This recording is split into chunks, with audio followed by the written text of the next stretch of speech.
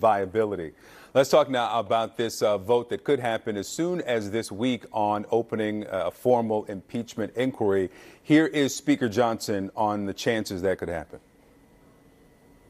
So a formal impeachment inquiry vote on the floor will allow us to take it to the next necessary step. And I think it's something we have to do at this juncture. Yeah, I believe we will. I suspect no Democrats will assist in this effort, but they should. The facts are so clear for everyone to see. Just the Constitution requires the House to follow the truth where it leads. We have a duty to do this. We cannot stop the process.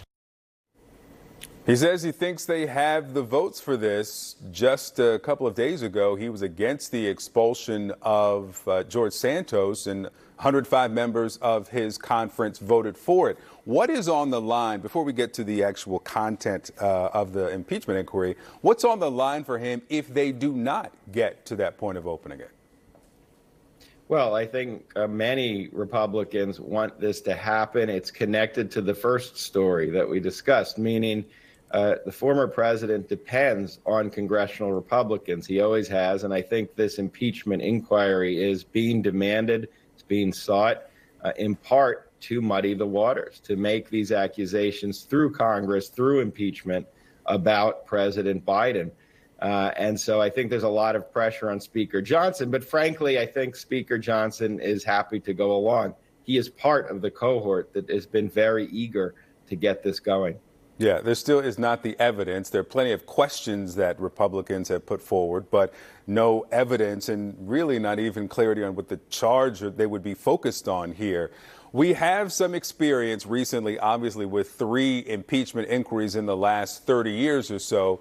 Is there a neat, clean narrative of what this means for the party that pursues the impeachment in the subsequent election? There is not. But look, this still is very much more like the 1990s, I think, than the last impeachment we went through. That was when Republicans went to impeach former President Clinton in the Monica Lewinsky story. Meaning here, though, we don't even know what the accusations are. There's no evidence of anything at this point. And this is quite a contrast with Speaker Pelosi in 2019, who really didn't want to move forward with impeachment. Here, they are moving forward fast without anything there.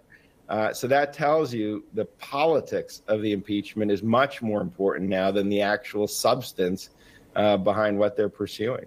All right, we'll see if that vote happens this week. Julian Zelizer, thank you.